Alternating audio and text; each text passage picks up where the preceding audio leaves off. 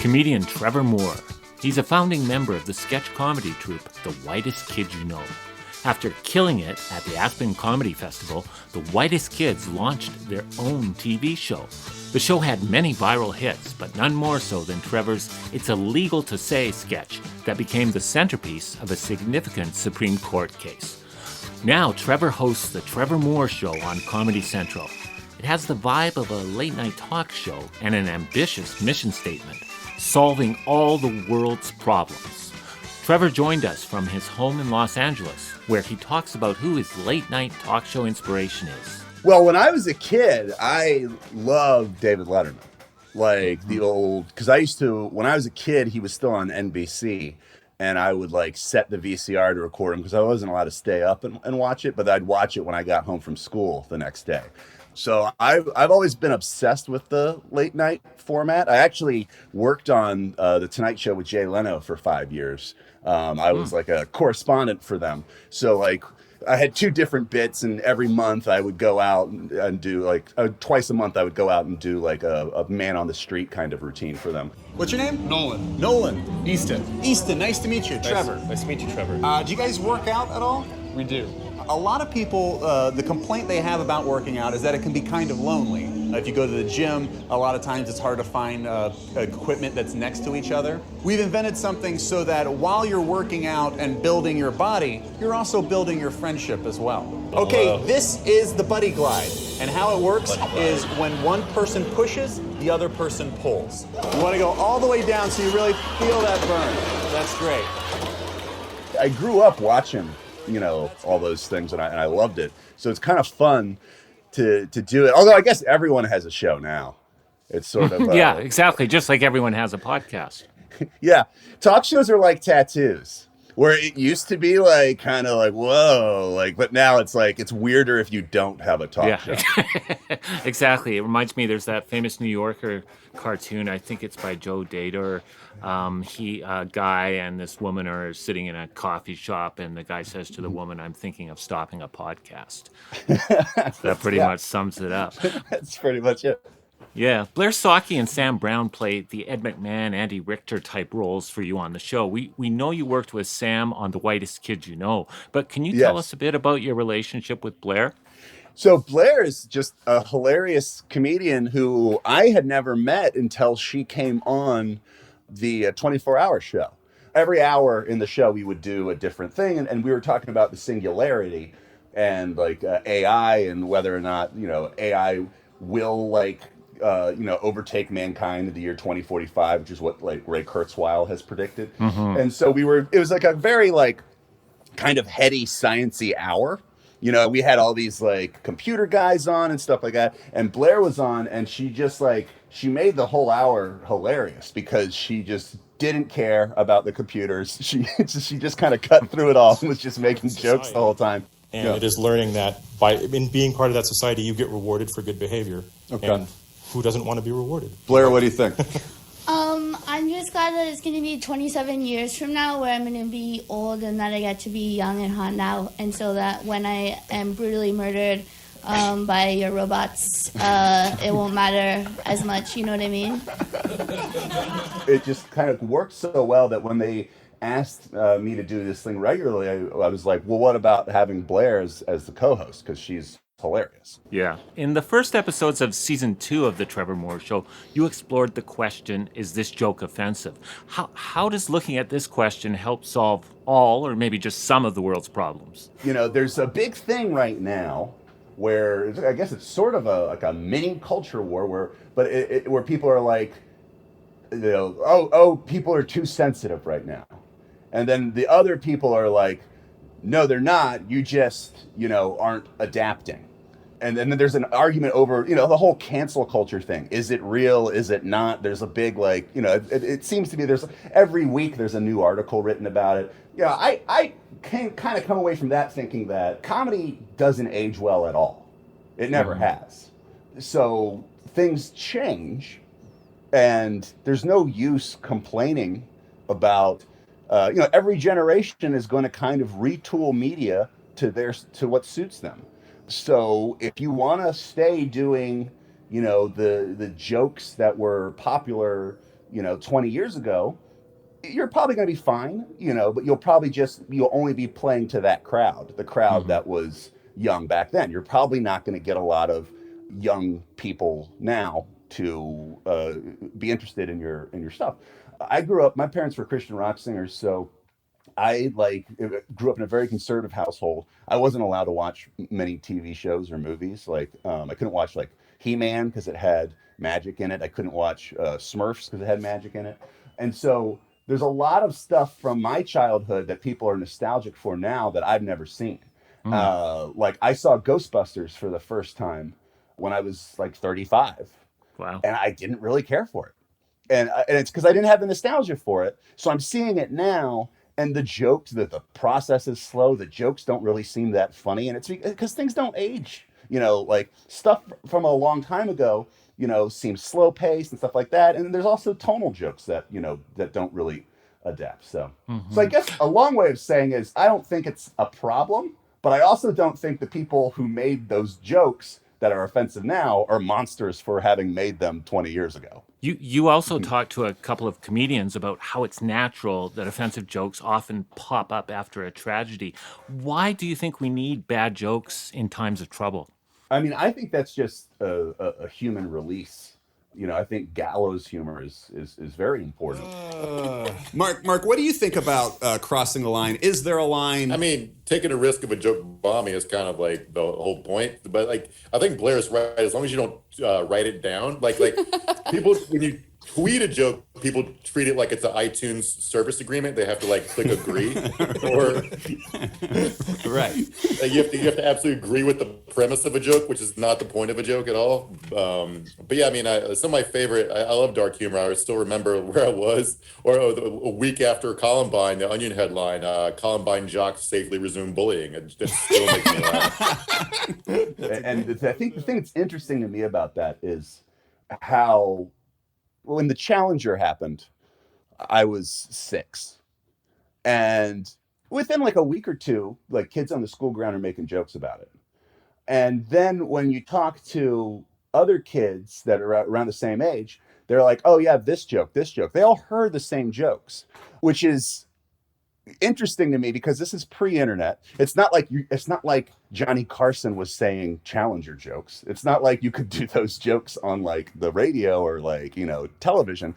So it's just almost like a pre-internet global network of schoolyard playgrounds where like kids, because kids tell everything that they think is funny to their friends and it just spreads like that. But what are you going to do? Yeah. I mean, like how do you process all the horror and randomness of life and these accidents that can happen to anyone and are tragic? They could happen to you, but they didn't.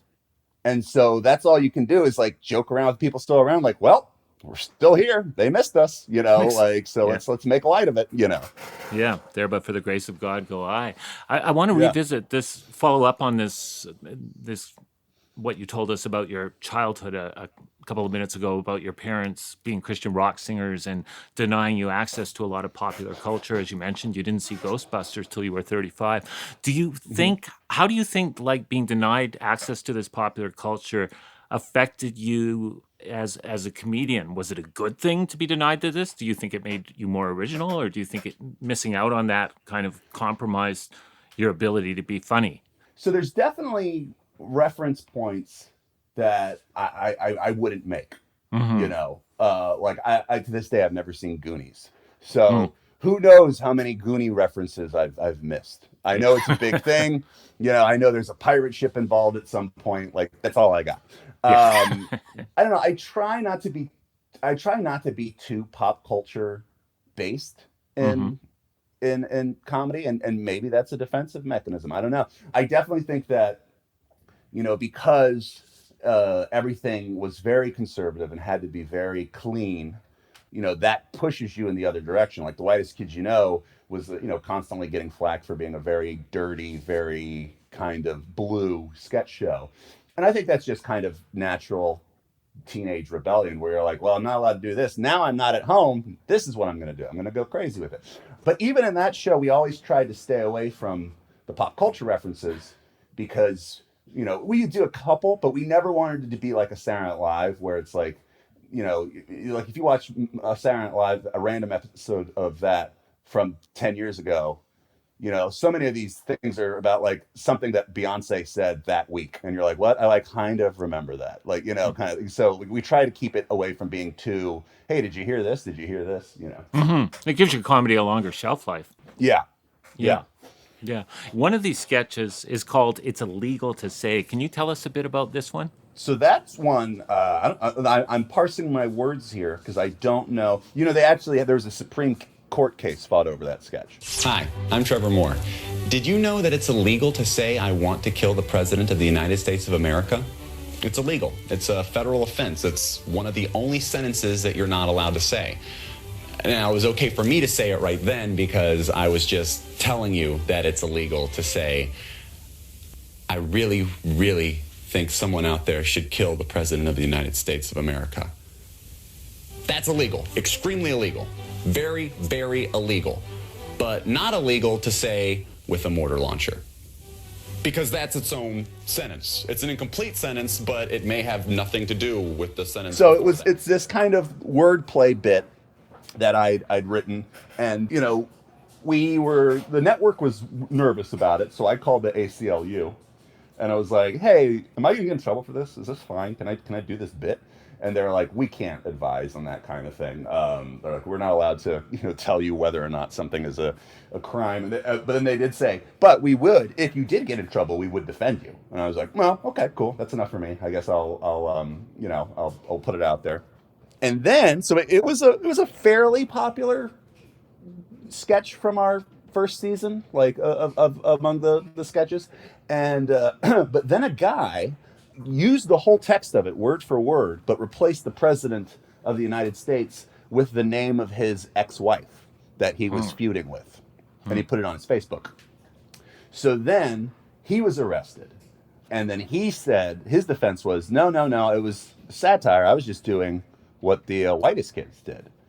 And so they went back and forth, and it went all the way up to the Supreme Court. When writing in social media like Facebook, what is defined as a threat and what is protected by free speech? That was the question at the center of a case before the Supreme Court today. Jeffrey Brown has the story and a warning. This case contains some graphic language. The thing that makes me laugh is that all the Supreme Court justices had to sit and watch our dumb sketch show. Everyone had to watch that, like sitting, in their robes or whatever. And they ended up ruling that it was satire and it was comedy, and you could not. The guy couldn't get in trouble for that. So I don't know if it's a good outcome or a bad outcome, but that's what happened. Yeah, that must have been pretty surreal while it was happening, eh? Yeah, it was. I mean, it was kind of like, well, I guess we're not going to get a bigger sketch than that. Something that goes into national records. Yeah. Another sketch that unfortunately is very timely these days is Be a Cop. Can you tell us a bit about this sketch? That was a sketch where it was a recruitment for the police department. And all it was every time the police were doing anything, they were just firing their guns. Are you tired of the same old boring day job? Then why not run away from it all and join the police force? The exciting world of law enforcement offers competitive pay and huge potential for career advancement. And there's much more to the force than ever before. Pursue such diverse fields as surveillance, traffic control. It's weird that they're like, that's timely. It's like, but it isn't, because that joke made sense 15 years ago, 20 years ago. But doesn't it seem to you that it makes more sense now even? I mean, it does in the weird way that this is still happening. But I mean, there is controversial. I mean, there was that guy in New York that got shot 17 times. Our commentary was on that stuff back then. It's just that it's still happening now, and it seems that people have hit a tipping point on it, though. It seems like people are kind of like, okay, we gotta do something. Yeah. Besides solving all the world's problems, what is next for you? So there's a Whitest Kids You Know movie that'll come out next year. Ooh. It's an animated film. Why animated? Because we wrote this movie that we love. It's like our favorite thing we've ever written. But then when we don't do a lot of self-checking, like when we're writing, we're like, what's the funniest thing? What's this? Like this. And then we look back at this thing, we're like, this is a $250 million movie. Like there's so much crazy stuff in this. Like, so then we started being like, all right, well, we could pull this back, and be like, or we could animate it, and then we don't have to pull anything back. We can do we can do all of this stuff. Fantastic. Looking forward to it. And I imagine it's going to have a storyline, right? A plot? Yes, it does. Yeah. It's about a couple of billionaires race to put a city on Mars. Ooh, okay. I mean, that's the kind of line that we like to hit, where it's like, all right, we're not talking about Elon Musk, we're not talking about Branson or Bezos or any of these guys. Like, we're not going to get into, but we're going to talk about this. What's happening in society right now is like we're all these rich guys are about to start colonizing the moon because we think that's still going to be an issue 20 years from now. Yeah. So like it's not gonna age itself out quickly. Trevor Moore, thank you very much for the great conversation. I really enjoyed talking to you. You too. Trevor Moore is a comedian, the host of The Trevor Moore Show on Comedy Central, and a founding member of the Whitest Kids You Know sketch comedy troupe. You can find out more about Trevor and his work at wpr.org/beta. I was like watching TV.